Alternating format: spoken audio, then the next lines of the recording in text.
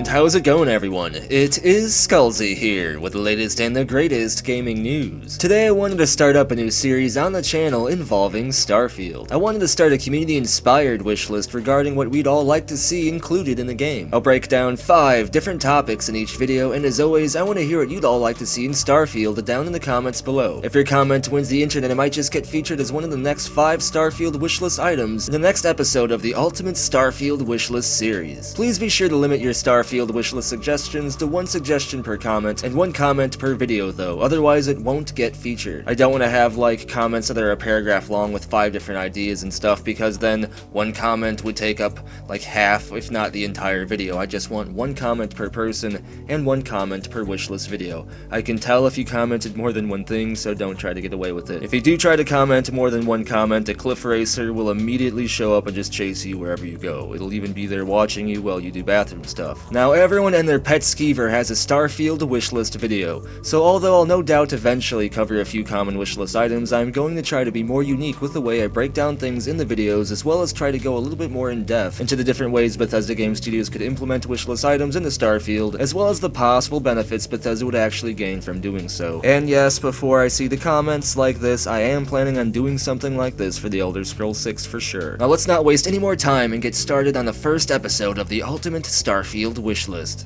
1. Not just 1 ship, but many. I figured I'd get started with the most common Starfield wishlist idea on any video out there, but I want us to have our own ship that we can upgrade, customize, furnish, pilot, and deck out, similar to how we were able to do with our houses and properties in the Elder Scrolls games. But not only that, I want there to be different classes of ships, everything from a 1-seat fighter-style ship to a large frigate that would need a crew of like 20 or so to pilot it. I want us to be able to customize the visual interiors of our ships, as well as the ability to upgrade and specialize different components like the ship's engines, weapons, shields, armor, and different auxiliary systems like mining, passenger carrying, stuff like that. And I want us to be able to own multiple ships, docking our extra ships that we don't happen to be piloting to either sit in a hangar somewhere, or possibly even cooler, to be piloted by a crew that works for the player, either heading out into the game world to perform acts of piracy, trading, smuggling, resource hauling, or other similar things that help earn the player some of that recurring income. Being able to own multiple ships would allow the player to customize and specialize different ships to be best suited for different and various needs and situations. And speaking of that crew,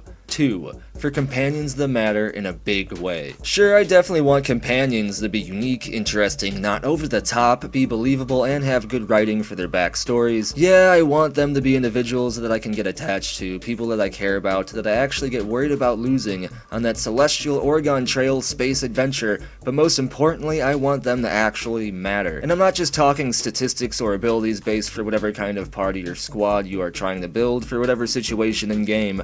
I mean, I want companions that matter in the greater scheme of the game, to matter to the story, to decisions you're able to make on the fly when things happen. For example, first of all, I don't want all companions to be accessible. It would be cool and add a lot more gameplay depth and immersion if some companions refuse to join up based upon your reputation, morality, or previous story-based decisions that the player already made in the game that could potentially lock out certain potential companion recruitment abilities. This would not only add replay value, but make each player's individual story and experience that much more immersive, unique, and personal, which is one of the best things Bethesda Game Studios usually have to offer anyway. Maybe based upon decisions you make or how you play the game, some in-game potential companion characters would seek out and try to actually kill your character all bounty hunter style, while in other people's playthroughs they might actually completely join up with you and follow you, with every bit of loyalty that they actually have. Maybe some characters are skilled at piloting or doing other things, and actually having that companion on your crew or with you would further open up other quests or possible decisions in major story moments. A lot of this seems like basic stuff in a lot of RPG games, but unfortunately we don't see a lot of it in Bethesda's games. While they excel at building huge massive open worlds, I want them to start implementing some of these other RPG mechanics that I think they take for granted. And obviously, if some ships have like 20 crew members or so, I am not expecting each and every crew member on each and every one of your ships to be considered a companion and have that detail of writing and everything like that. Some will just be elevated NPCs that are kind of there to just fill a spot on the roster and provide perform unnecessary duty or functions on one of your ships. I would like there to be at least 10 or more companion level characters though, maybe a bit more if some refuse to ever join up with you given certain conditions, and I want us to be able to level up our companions and deck out each and every piece of their weaponry and armor and equipment as well. No one piece fits all armor suits. I want there to be leg armor, boot armor, arms, shoulders, chest pieces, the works. To do anything else may make sense in some ways, but just mostly seems lazy and limits potential gameplay content. 3. Manage a colony. Skyrim lightly introduced managing a homestead with the Hearthfire DLC, but Fallout 4 came at the idea in a much bigger way with allowing the player to actually build and manage several settlements. When Bethesda Game Studios comes up with a gameplay mechanic that works, they almost never only use it for just one game franchise or one game. We saw Fallout 3's lock-picking system become the norm for both Fallout and the Elder Scrolls Skyrim. I expect the settlement construction and management system to go the same way, only getting a lot more expanded for next gen and Starfield. As managing humanity's first colony on an alien world sounds like it could potentially be a lot of fun in one of Bethesda's massive open worlds. Of course, there would have to be a lot of gameplay depth to this colony management system, as spending only 8 to 12 hours of grinding to fully upgrade and max out your space colony doesn't seem like it would be satisfying or be quite enough. With next-gen level gaming technology, I want to see next-gen levels of content and gameplay depth. And no, I just don't want it to be lazily procedurally generated in any way. If I wanted to play a game that a computer made, I'd just play No Man's Sky or Minecraft, which are both good games respectively in their own ways, but I don't want to see anything like that from Bethesda Game Studios. I want to see the least amount of procedurally generated stuff from Bethesda as possible. They've lightly dabbled in it in the past for some quest stuff and like making terrain and plants and crap like that, which is fine, but just kind of back off of it and don't go beyond that, please. Bethesda needs to be sure to not water down anything in Starfield, and further especially when gameplay developers like Rockstar Games and Obsidian are making some pretty immersive worlds. 4. Immersive survival elements. Bethesda Game Studios hinted at an interest in light survival mechanics with the survival mode difficulty in Fallout 4. They also have a few survival mods featured for Skyrim via the Creation Club, and again in a massive open world RPG game that is focused on immersion, you'd almost have to have some form of survival elements.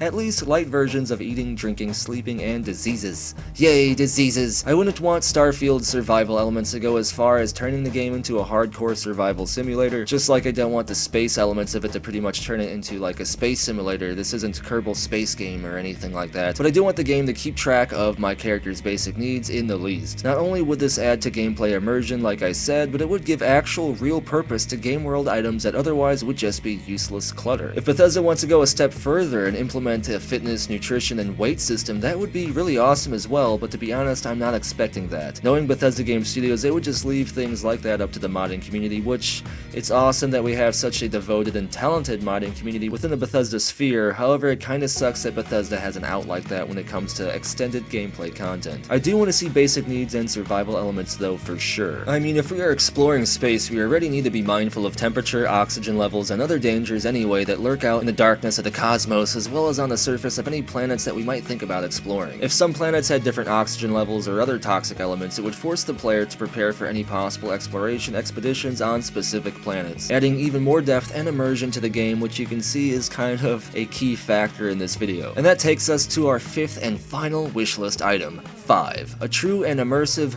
massive open world. In usual Bethesda Game Studios fashion, I want a highly detailed, massive open world full of content and things to discover. What I don't want is a huge, gigantic chunk of space with hundreds of procedurally generated anythings, though. Like I said, if I wanted to play a game a computer made, I would play No Man's Sky or Minecraft. I'd be much happier with a star cluster or two made up of a few explorable solar systems and a handful of massive planets, full of content, keywords. I want the planets in the game to feel real and to be unique and actually not be full of empty space somehow. I don't want miles of emptiness. This isn't Fallout New Vegas. How Bethesda is going to achieve the balance between steady content and the realistic emptiness of space and barren planets is an interesting thought, but only time will tell to see if they can actually do that. What Starfield does offer Bethesda Game Studios though is the perfect and easy backdrop to build an immersive, true open world. And what I mean by this is they can allow the player the real decision to try to go anywhere from basically the start of the game game wherever they want to go, even if it ends up killing the player. As like I said, some planets or areas may be toxic and require special shielding, preparations, or equipment to properly explore, but having the freedom to actually fully explore without these artificial limitations is what a true massive open world RPG game actually is. And space makes the perfect and simple backdrop to build a true open world RPG game like that, as any developer-placed story player limitations would feel and be literally natural. It wouldn't feel like an artificial wall that somehow limits the player from going anywhere or doing something in some immersion-breaking way.